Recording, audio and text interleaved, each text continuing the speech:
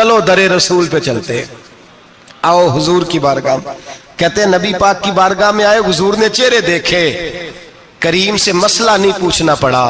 میرے مصطفیٰ کریم نے فرمایا بھوک لگی ہوئی ہے تم تینوں کو؟ 3-4 دن ہو گئے؟ اللہ کے رسول نے فرمایا مجھے پورا ہفتہ ہو گیا ہے۔ سبب کچھ اور ہے جس کو تو خود سمجھتا ہے۔ زوال بندہ مومن کا بے زری سے نہیں، بھوک نقصان کا وجہ نہیں بنی، وجہ کوئی اور بنی ہے۔ رشوتیں جو بازار گرم ہوئے ہیں لوٹ مار کے، یہ روٹی کے لیے نہیں، یہ زیادہ کھانے کے لیے، یہ بینک بیلنس کے لیے گرم ہے۔ یہ لوٹ مار کا مقصد کوٹھیاں بنانا ہے، روٹی کا تو رب کریم کا وعدہ ہے۔ جو روز روتا ہے شام کو کہ میرا کاروبار کوئی نہیں، اصل میں کہتا ہے بنگلہ کوئی نہیں، اصل میں کہتا ہے کار کوئی نہیں، پجارو کوئی نہیں، روٹی تو اللہ عطا فرماتا ہے، اس کا وعدہ ہے۔ فرمایا حضور نے 3 دن بیت گئے، چلو۔ میرا بے تکلف صحابی ابو الحسن انصاری، وہ بڑے نصیب والے ہوتے ہیں جن کو میرے نبی پاک خود کہتے تھے کہ تیری فلانی ذمہ داری ہے۔ اس زمانے کا تو کسی کو کہہ دیا جائے یہ تیری ذمہ داری ہے تو کہتا ہے یہ تو پھٹیکے ڈالنے لگ گیا ہے، یہاں سے تو چھٹی کر جانی چاہیے۔ خوش ہوتے تھے صحابہ کہ ہماری ذمہ داری لگی۔ کہتے ہیں حضرت ابو الحسن انصاری کے گھر گئے، نبی پاک نے فرمایا بھوک بڑی لگی ہے، کھانا لا۔ کہتے ہیں حضور نے اسے کہا تو اس آدمی کو تو وجد ہی ہو گیا، اس نے کہا میرے اتنے نصیب کہ حضور کا یہ کھانا کھلا۔ آؤ دیکھو دنیا والو، آج جو سب سے زیادہ عزت والا ہے وہ میرا مہمان بنا ہوا ہے۔ فرماتے ہیں وہ دوڑے گئے، بکری اٹھائی، ذبح کی، بیوی کو کہنے لگے روٹی تیار کر، ادھر کھجوریں توڑی، انگور توڑے، کہنے لگے حضور آپ جب تک تناول کریں تب تک کھانا پک جاتا ہے۔ حضرت عمر کہتے ہیں روٹی پک کے آئی، بڑا پیارا گوشت، بڑا اچھا سالن، بڑا خوبصورت خلوص والا کھانا۔ فرماتے ہیں میں نے بڑا ہی کھایا۔ نبی پاک نے نہ ایک روٹی لی اور چھوٹی چپاتی، تھوڑا تھوڑا سالن کونوں سے، اور جب نبی پاک نے کھا لیا تو حضور کی آنکھوں میں آنسو آئے۔ حضرت عمر کہنے لگے حضور روئے کیوں؟ نبی پاک نے فرمایا سوچتا ہوں 7 دن کے فاقے کے بعد کھایا ہے، پر ڈرتا ہوں رب اس کا حساب پوچھے گا تو جواب کیسے دینا ہے، اس کا حساب بھی تو دینا ہے نا جو کھایا ہے۔ تو حضرت عمر فاروق کے ہاتھ میں کچھ چیز تھی، زور سے زمین پہ ماری، کہا محبوبہ 7 دن کے بعد بھی روٹی کھائے تو حساب دینا ہے۔ نبی پاک فرمانے لگے عمر وہ مالک ہے نا، تو جب دیتا ہے تو حساب نہیں لے سکتا، حساب تو دینا ہے، حساب تو دینا ہے، تیاری رکھو۔ صحابہ کرام فرماتے ہم نے ارادہ کیا کہ آج کے بعد ہم پھر فاقے کریں گے، کم کھائیں گے، اس لیے کہ حساب دینا ہے۔ میرے بھائی وہ فاقہ کشی کرتے تھے، ڈرتے تھے۔ یہاں تو لوگ کھا کے بیمار ہیں، کھاتے جا رہے ہیں، سوتے جا رہے ہیں، کھاتے جا رہے ہیں، سوتے جا رہے ہیں۔ یہ بھی وقت آئے گا رمضان شریف کا، سویرے درس پہ آؤ کہتے نیند بڑی آتی ہے، سویرے 2 سپارے پڑھ کے سویا کرو کہتے صاحب نیند بڑی آتی ہے، فجر کے بعد ہی تو وقت ہوتا ہے اللہ اللہ کرنے کا، سحری کا، کھاتے جا رہے ہیں، سوتے۔ لوگ جماعت سے نماز نہیں پڑھتے، سو جاتے، جماعت کا ثواب چھوڑ کے سو جائیں گے۔ بھائی رمضان مبارک میں فاقہ کشی کی ٹریننگ ہوتی ہے، فاقہ کشی کی تربیت لے، رمضان میں روکے اپنے آپ کو، تربیت ہوگی۔ اور ہمارے صوفیاء فرماتے ہیں جو زیادہ کھاتا ہے اس کا نفس اس کو زیادہ پہ مائل کرتا ہے، خواہشات نفس پیدا ہوتی ہیں۔ میرے نبی پاک علیہ السلام نے جوانوں کو حکم دیا ہے یا معاشر الشباب، او جوانوں، یا رسول اللہ کیا حکم ہے؟ فرمایا یا نکاح کر لو اگر طاقت ہے، نہیں طاقت تو روزے رکھو۔ حضور روزے سے کیا ہوگا؟ فرمایا تمہارا نفس کچلا جائے گا، شیطان وسوسہ اندوزی نہیں کرے گا۔ آج نوجوان بڑھ بڑھ کے کھاتا ہے، بہت زیادہ کھاتا ہے، کبھی اس ہوٹل سے کھاتا ہے، کبھی اس ہوٹل سے کھاتا ہے۔ اتنا زیادہ کھائیں گے تو نفسانی قوتیں اچھل کر کے آئیں گی، مشکل ہو جائے گا۔ شادیاں دیر سے ہوتی ہیں، ماں باپ آنکھیں بند کر کے بیٹھے ہوئے، اگر ماں باپ کی ذمہ داری ہو اور ماں باپ نکاح نہ کرے تو نبی پاک نے فرمایا بچے گناہ کریں گے تو جتنا گناہ بچے کو اتنا باپ کو بھی ہوگا۔ تو ماں باپ چپ ہیں، دوسرا شادی مشکل بڑی ہے، مہنگی بڑی، اور تیسرا نہیں کر رہے کچھ لوگ تو روزے بھی نہیں رکھ رہے۔ تو رمضان ان کے لیے بھی وقت ہے، نفسانی قوتیں کچلی جائیں گی، کھانا جتنا کم کھایا جائے گا اتنا وجود کے اندر نفسانی خواہشات کم پیدا ہوں گے۔ تو رمضان تو پریکٹس ہے مجاہدے کی، دین کی۔ اور دوسرا میرے حبیب پاک صلی اللہ علیہ وسلم نے فرمایا ہے، حضور فرماتے ہیں کہ رمضان اور قرآن کا آپس میں رشتہ ہے۔ قرآن پاک کتنا پڑھنا چاہیے روزانہ؟ زیادہ سے اللہ جزا دے، امید ہے آپ زیادہ سے زیادہ ہی پڑھتے ہوں گے، भाई सुने, हदीस मुबारका में नबी पाक ने फरमाया रमजान और कुरान दोनों मिल के ना, बड़ी प्यारी हदीस है, फरमाया दोनों मिल के अल्लाह की बारगाह में मेरी उम्मत की सिफारिश करेंगे, रमजान और अल्लाहु अकबर। किस तरह? नबी पाक फरमाते हैं रमजान कहेगा ए अल्लाह दिन के वक्त मैंने इसे तेरी रजा के लिए खाने पीने से बाज रखा, और कुरान कहेगा या अल्लाह रात को तेरी रजा के लिए खड़ा होकर ये कुरान सुनता था। रमजान और कुरान दोनों सिफारिश करेंगे। हम ना बड़ा कुछ पढ़ते हैं, सुनते हैं, सीखते हैं, अब यकीन करें ये खाते भाई का भाई से इख्तलाफ हो जाए ना तो वो 30 साल पुराने खाते खोल के ले आता है, सारी रात ढूंढता है कि मेरे पैसे कहां से निकलते हैं, पढ़ लेता है। कुरान पाक की बारी आती है तो नहीं पढ़ते कुरान पाक। अब्बा जी का खत्म होता है तो मांगते फिरते हैं, कहते 2 कुरान पाक 10 कुरान पाक। ये बातें बतानी नहीं चाहिए, करनी नहीं चाहिए, लेकिन चूंकि तरबियत के लिए बैठा हूं तो कर देता हूं। मेरे शागिर्दों से पूछें, यहाँ मदरसा है अल्हम्दुलिल्लाह, दर्जनों तलबा है, असातिज़ा है, मेरे पीर भाई हैं, और मेरा ये दावा है कि शायद कोई किसी से इतना प्यार करता हो जितने मेरे शागिर्द और मुरीद मुझसे करते हैं। लेकिन मैंने कभी किसी से नहीं कहा कि जरा सूरत फातिहा पढ़ के देना, मैंने अपने अब्बा जी को सवाब देना है। पूछ लें किसी से नहीं कभी कहा, कभी नहीं मैंने कहा कि जरा मुझे थोड़ा सा कुरान पढ़ दे। मैं इसको नाजायज नहीं कहता, पढ़वाना चाहिए, लेकिन मैं अपने वालिदैन के लिए कभी सवाल नहीं करता कि मुझे जरा पढ़ के दो, मैंने बख्शना है, इसलिए कि मैंने जाती तौर पे रूटीन बनाई है। मैं समझता हूं कि कायनात के अंदर मेरे ऊपर जिन लोगों ने एहसान किए उनमें सबसे ज्यादा हिस्सा मेरे माँ बाप का है। मैं समझता हूं इस बात को। कितना नालायक हूं मैं कि मैं 1 महीने में एक कुरान पाक भी पढ़ के उनकी रूह को एहसास नहीं कर सकता। मेरा ये तरीका है जाती, मैं कदगन नहीं लगाता, मेरा जाती तरीका ये, अलहम्द से शुरू करो और 2 सूरतें छोड़ के कुरान पाक खत्म कर दो आखिरी, और फिर फलक और नास सूरतें साथ ले जाओ। यहां बैठ के साले सवाब नहीं करना, खत्म नहीं दिलाना, साथ ले जाओ, कब्र पे खड़े हो जाओ और फलक और नास सूरतें कब्र पे बैठ के तिलावत करो। और जो कुरान मजीद पढ़ा है उनकी रूह को वहां एहसास करो। ओ भाई, औलाद जब माँ बाप के लिए पढ़ती है तो उसे कहना नहीं पड़ता अल्लाह बख्श दे, इसलिए कि औलाद की नेकियां खुद ब खुद माँ बाप के खाते में जमा होती हैं, खुद नेकियां जमा होती हैं।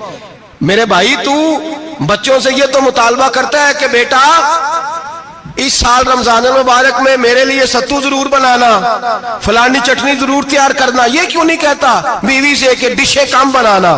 तू भी बैठ के कुरान पाक पढ़, मैं भी कुरान पाक पढ़ता हूँ। इधर आओ बेटा, यहाँ बैठ के तिलावत करो, मैं भी करता हूँ। बेटी इधर आओ, बैठ के कुरान पाक पढ़ो। कितना वक्त लगता है? हाफिज और कारी और उलमा अगर पढ़े तो 20-25 मिनट लगते हैं कुरान पाक का सिपारा पढ़ने, और अटक अटक के पढ़ने वाला भी पढ़े तो 1 घंटा लग जाएगा। और मेरे नबी पाक सल्लल्लाहु अलैहि वसल्लम ने फरमाया जो कुरान पढ़ते हुए अटकता है अल्लाह उसे डबल सवाब अता फरमाता है। फरमाया जो जुबानी पढ़े सिंगल सवाब, जो देख के पढ़े उसे डबल सवाब। हुजूर क्यों? फरमाया इसलिए कि मेरा कुरान देखने पे भी अल्लाह सवाब अता फरमाता है, कुरान देखने पे भी अल्लाह सवाब देता है, देखने का भी सवाब। रमजान शरीफ में कुरान पाक पढ़े, खोल के पढ़े। और मेरे भाई, अगर तेरा बच्चा पढ़े, अगर तेरी बेटी पढ़े, कायनात का खुशनसीब बाप वो है कि बेटा कुरान पढ़े, चाहे नाजरा ही पढ़े, जिसकी बेटी पढ़े। जिंदगी में इन्हें इस काम पे लगा जाओ, मरने के बाद भी पढ़ेंगे। इमाम जलालुद्दीन सुयूती शाफई रहमतुल्लाह अलैह फरमाते, हजरत ईसा कब्र के पास से गुजरे, कब्र पे अजाब हो रहा था, अल्लाह का गजब बरस रहा था। जनाब ईसा इस्तिगफार पढ़ते डरते गुजर गए।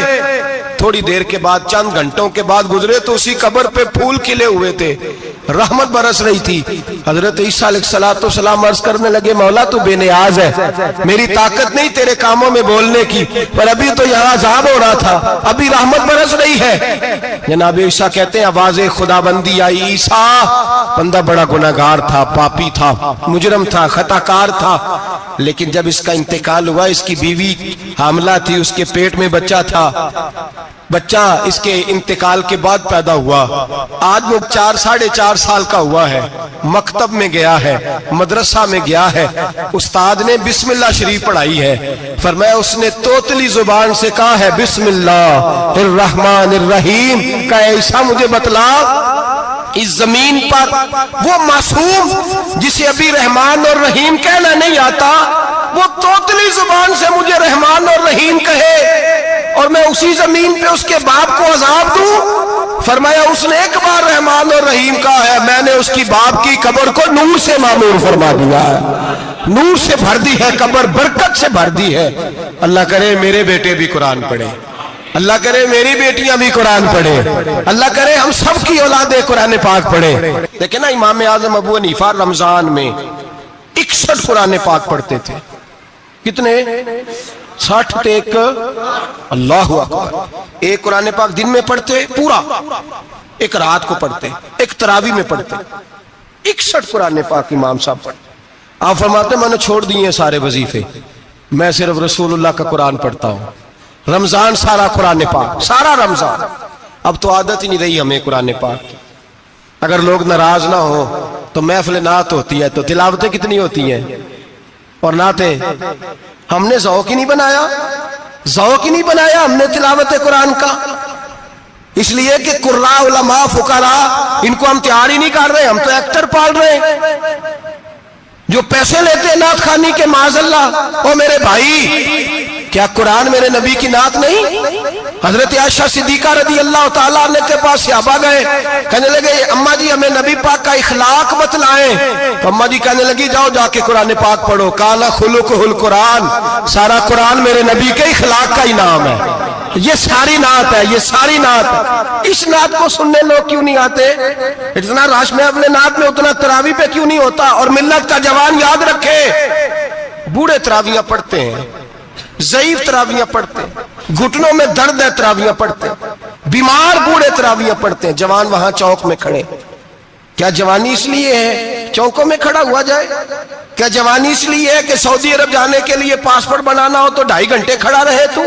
شناختی کارڈ کے دفتر تو کھڑا رہے، پروٹیکٹر کے لیے کھڑا رہے، کافروں کے سامنے کاسا لیسی کرنے کے لیے تو کھڑا رہے، تو نوکری پہ جائے تو ساری رات کھڑا رہے، اور تو قرآن کے لیے کھڑا نہیں ہوتا؟ میرے محبوب نے فرمایا من قام ایمانا واحتسابا غفر له ما تقدم من ذنبه، فرمایا جو رمضان المبارک میں اللہ کی رضا کے لیے گناہوں کی معافی کے ارادے سے قیام کرے گا، راتوں کو عبادت کرے گا، اللہ اس کے پچھلے سارے گناہ معاف فرما دے گا۔ نوجوان ارادہ کریں، پروگرام بنائیں کہ انشاءاللہ قرآن پڑھنا بھی ہے، قرآن پڑھوانا بھی ہے، سننا بھی ہے، اور انشاءاللہ بولیے سننا بھی ہے اور پڑھنا بھی ہے اور پڑھانا بھی۔ ہمت کریں، دلیری کریں، آکے کھڑے تو ہو، اللہ توفیق عطا کرے گا۔ پہلی بات یہ کہ روزہ رکھیں، دوسری بات یہ کہ قرآن پاک کی تلاوت کریں، اور روزہ رکھیں تو روزے کے سارے حسن سمیت اسے رکھیں۔ نبی پاک نے فرمایا رمضان غمخاری کا مہینہ ہے، غمخاری کریں۔ ہمارے زمانے میں 2 قسم کی تکلیفیں ہیں، ایک تو غریب آدمی، اس کا حال یہ ہے کہ وہ مانگتے ہی گزارا کرنا چاہتا ہے، اس نے ہاتھ یوں کر لیا ہے تو اب اس کا یوں ہونے کو تیار نہیں۔ ضرورت اگر کسی آدمی کو کسی دروازے پہ لے جاتی ہے تو برا نہیں، لیکن سوال کا اپنے اوپر دروازہ کھول لینا یہ ٹھیک نہیں۔ فاقہ کشی پیدا کریں، حوصلہ پیدا کریں، تھوڑے پہ گزارا کرنا سیکھیں۔ غریبوں کو بھی اجازت نہیں کہ وہ نکل کھڑے ہوں میدان میں مانگنے کے لیے، ٹولیاں نکلتی ہیں رمضان میں، جتھے نکلتے ہیں خیرات کٹھی کرنے والے۔ بچیں، میرے نبی پاک صلی اللہ علیہ وسلم نے فرمایا جس نے بغیر ضرورت کے سوال کیا، جب قیامت کے دن آئے گا تو اس کے چہرے کے اوپر گوشت نہیں ہوگا، صرف ڈھانچہ ہی ہوگا۔ اتنی بھیانک صورت میں آئے، بغیر اشد ضرورت کے سوال نہ کر، کبھی سوال نہ کر۔ اور امیروں سے گزارش ہے کہ رمضان ہمدردی کا مہینہ ہے، ہمدردی کریں تو سامنے والے کی عزت کا بھی خیال کریں۔ یہ بات درست ہے کہ غریب سیاڑا نہیں ہوتا، اس لیے کہ جس کی جیب میں پیسے نہیں ہوتے بھائی اسے عقل بھی نہیں ہوتی، جس کے گھر کار نہیں ہوتی اسے چلانے کا طریقہ، جس کے گھر اوون نہیں ہوتا اسے چلانے کا طریقہ بھی نہیں آتا، جس کے گھر میں چیزیں ہوتی ہیں اسے چلانا بھی آ جاتا ہے، جدے گھر دانے اودے کملے بھی اس کے سیانے ہو جاتے ہیں۔ تو چودھری صاحب، سیٹھ صاحب، نواب صاحب آٹا تقسیم کرتے ہیں، کھڑے ہو کے فوٹو کھچاتے ہیں، فیس بک پہ دیتے ہیں، اور ایک آٹے کا تھیلا اور 10 اخباروں میں فوٹو۔ اللہ سے ڈریں، رمضان ہمدردی کا مہینہ، ہمدردی کا۔ غریب کو دیں تو اس کی عزت کو رسوا نہ کریں۔ میرے نبی پاک علیہ السلام کے صحابی حضرت عبداللہ ابن عمر رضی اللہ تعالیٰ عنہ ڈھونڈ کے لاتے تھے مسکینوں کو، ڈھونڈ کے، اور جب لاتے تھے تو اپنے دسترخوان پر بٹھا کر اپنے ساتھ افطاری کرایا کرتے تھے. اور پھر فرمایا اللہ تعالیٰ نے لن تنالوا البر حتی تنفقوا مما تحبون، اللہ کے راستے میں وہ چیز دینی ہے جو تمہیں زیادہ پیاری ہو. کون سی چیز جو تمہیں؟ میں تھوڑا سا بے باک ہوں، بعض دوستوں کے ساتھ، سب کے ساتھ نہیں. ایک دوست مدرسے میں گھی دینے آئے ایک دفعہ، تو وہ والا گھی دے گئے جو سب سے سستا تھا. تو میں نے کہا مجھے دیانتداری سے بچائے، آپ یہی کھاتے ہیں گھر میں؟ کہنے لگے نہیں. تو میں نے کہا پھر ہم نے بچے مارنے کے لیے تو نہیں نہ رکھے ہوئے، کیا وہ والا گھی اللہ کے راستے میں پیاری چیز دے رہی ہے نا، اس لیے گلے گلے نوٹ لوگ مسجد کے گلے میں ڈال جاتے ہیں، پھٹے ہوئے ڈال جاتے ہیں، کہتے ہیں جوڑ لیں گے مولوی صاحب. اور خدا کے بندے پیاری چیز دینی تھی تو نے، اور تو نے اس کا ترجمہ الٹ کر لیا ہے. سمجھ لیں رمضان المبارک میں کسی غریب کی مدد کرنی ہے تو ساتھ اس کی عزت بھی کرنی ہے. نبی پاک علیہ السلام کے دروازے پر جب سے، یہ جملہ ایک ہے لیکن بڑا قیمتی ہے. صحابہ کہتے ہیں جب ہم دروازہ رسول پہ جاتے تھے خیرات بھی ملتی تھی اور عزت بھی ملتی تھی. خود بھیک دے خود ہی کہیں منگتے کا بھلا ہو، خیرات بھی ملتی تھی اور عزت بھی ملتی تھی. نبی پاک ساتھ عزت بھی دیتے تھے، مسکین کو غریب کو دیں اور خیر خائی کریں. جوتے بیچنے والے جوتوں کے ریٹ سستے کریں، کپڑا بیچنے والے کپڑے کا ریٹ، درزی صاحب بھی ریٹ سستا کریں، دکاندار بھی چیزوں کا ریٹ، حکیم صاحب پیسے کم لیں، ڈاکٹر پیسے کم کریں، حکومت نرخوں میں کمی کرے، اور یہ کام اجتماعی طور پہ کریں. میرے نبی پاک نے فرمایا رمضان غمخواری کا مہینہ ہے، اس میں غمخواری کرنی ہے، دوسرے کا خیال کریں، احسار کریں، قربانی کریں. یہاں ہر چیز کا ریٹ بڑھ جاتا ہے رمضان شریف میں. ہر آدمی کہتا ہے میرا سیزن آ گیا ہے، توجہ بڑھائیں، خیال کریں، غمخواری کا مہینہ ہے. اور پھر آپ لوگوں سے یہ بھی گزارش ہے کہ رمضان المبارک کا جب مہینہ آئے تو جس آدمی کے ساتھ نیکی کرنی ہے وقت پہ کریں. کسی غریب کو پیسے دینے ہیں، کپڑے دینے ہیں تو یکم رمضان کو دیں. میں اکثر دوستوں سے پوچھتا ہوں، میں کہتا ہوں قاری صاحب نو جوڑا کدو دیندے ہو؟ کہندے 27 والے دن. میں کہ مینوں لگ گئی سمجھ، تہاڈی سازش ہے کہ جڑے سواں کے پا نہ لوے. ایویں مولوی چودھری صاحب دے نال دے کپڑے پا لے تے کتے لکھیا ہے اینوں دینا ہے 27. تسی دسو 27 والے دن کو درزی سی کے دیندا ہے، اونوں 3 گنا بھی پیسے دئیے تے کہندا جڑے باقی نے انہاں دے نہیں بٹن پہ لگ دے میرے کولوں، کتھوں جوڑا سی کے. تو کس دن دیتے ہو قاری صاحب کو؟ کیا مقصد ہے؟ پہننے کے لیے دے رہے ہو یا اس لیے دے رہے ہو کہ نہ پہن سکے؟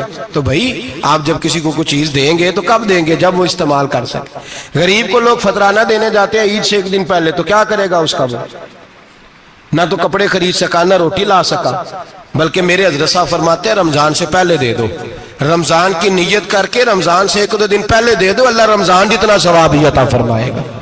رمضان سے پہلے دو جس کو کچھ ہے دن، قبل از وقت تیاری کرو. اور میرے قبلہ صاحب فرمایا کرتے اپنے کپڑے بعد میں، غریب کے بچوں کے کپڑے پہلے، اپنے گھر کی ضروریات بعد میں، غریبوں کی ضروریات. اس لیے کہ اللہ پاک نے ان کا رزق بھی ہمارے گھر بھیج دیا ہے. ہماری ڈیوٹی لگائی ہے کہ تم نے بانٹنا، بانٹنے والے بنو. اور یہ ذہن بنائے کہ پتہ نہیں کس کا حصہ تھا جو اللہ نے میرے گھر بھیجا. یہ ذہن بنا کے بانٹ.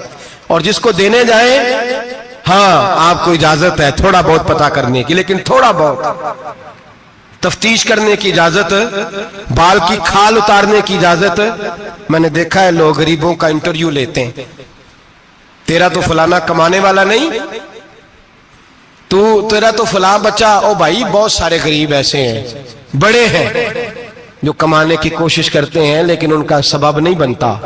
ہاں ہے ایسے لوگ جو سعودی عرب چلے گئے ہیں، کہتے ہیں تیرا تو فلاں باہر نہیں گیا ہے، گیا ہے، لیکن سارے سعودی عرب جانے والے بھی مال کمانے کی طاقت نہیں رکھتے. کئی وہاں بھی بیٹھ کے بیچارے قرضوں میں الجھے ہوئے ہیں، وہاں والوں کے ظلم کا شکار ہے، بہت ساری آزمائشوں میں. تو تفتیش کرتا ہے. میرے امام شافعی کا ایک جملہ اگر آپ کو یاد رہ گیا تو بات بن جائے گی.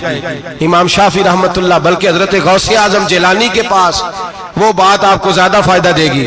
حضرت غوث اعظم جیلانی کو ان کا ایک مرید سمجھانے لگ گیا، کہنے لگا حضرت جی آپ سب کو دیتے رہتے ہیں، ہر بندہ مستحق نہیں ہوتا، ذرا ٹٹول کے دیا کریں. تو غوث اعظم جیلانی فرمانے لگے بھائی مجھے تو لگتا ہے تو بھی ان چیزوں کا مستحق نہیں تھا جو اللہ نے تجھے عطا کر دی ہے. پہلے تو بتا تو مستحق تھا, تجھے اپنی حیثیت اوقات کا پتہ ہے جو اللہ نے تجھے دے دیا؟ طاقت تھی, کوالٹی تھی, تیرے اندر وہ صلاحیت تھی. رب نے تو نہیں تیری تفتیش کی کہ تو قابل ہے کہ نہیں, تو اللہ کے بندوں کی تفتیش کرتا پڑتا ہے. امام شافعی فرمایا کرتے, امام شافعی فرماتے رب تجھے پرکھ کے نہیں دیتا, ٹٹول کے نہیں دیتا, رسوا کر کے نہیں دیتا, تو غریبوں کے ساتھ یہ سارا ظلم کیوں کرتا ہے؟ بس پتہ چل گیا وہ ضرورت مند ہے تو دے, اس لیے کہ اجر تجھے غریب نے نہیں دینا, اجر اللہ نے دینا ہے. اور اللہ اجر عمل پہ نہیں دیتا, اللہ تو نیت پہ اجر عطا فرماتا ہے. تو نیت دیکھ تیری کس طرح کی. تو میرے بھائی غریب کو دیں, قبل از وقت دیں. رمضان مبارک میں چوتھا کام, بات آخری اور چوتھا کام سنیں, رمضان میں دین سیکھیں. شیطان قید ہوتا ہے زیادہ سے زیادہ, اور جب آدمیوں کا پیٹ خالی ہوتا ہے نا تو ذہن جو ہوتا ہے نا وہ بھی اس کا فریش ہوتا ہے. اس میں کوشش کریں دین سیکھنے کی. میرے نبی کریم صلی اللہ علیہ وسلم نے اس دین کو علم کا دین قرار دیا ہے, شعور کا دین قرار دیا ہے, فہم کا دین قرار دیا. نبی پاک صلی اللہ علیہ وسلم نے فرمایا ایک عبادت کرنے والا عشاء کے بعد کھڑا ہو اور فجر تک نماز پڑھتا رہے. ایک عالم دین عشاء پڑھ کے سو جائے, اٹھ کے فجر پڑھ لے, تو وہ 70 عبادت کرنے والوں کا درجہ زیادہ نہیں, عالم کا درجہ پھر بھی زیادہ ہے. اس عالم دین کا درجہ زیادہ ہے, اس لیے کہ وہ لوگوں کو آگاہی دیتا ہے, شعور بخشتا ہے.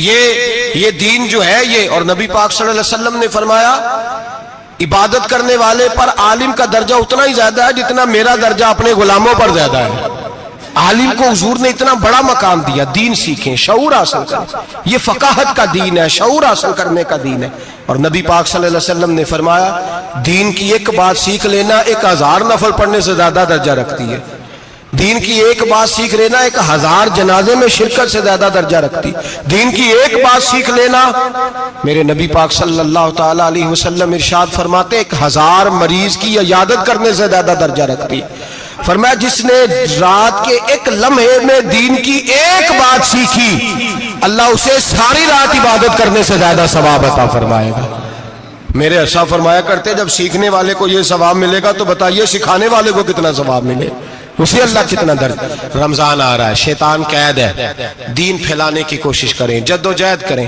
بڑی نیند آتی ہے فجر پڑھ کے, لیکن اگر کسی کا ارادہ بن جائے کہ دین سیکھنا بھی ہے اور دین بچوں کو, تو پھر کوئی نیند غلبہ.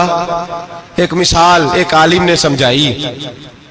کوئی بزرگ تھے درویش عالم, ان کے پاس ایک عورت آئی, کہنے لگی میں بچوں کو سویرے بڑا جگاتی ہوں, بچے جاگتے نہیں نماز کے لیے.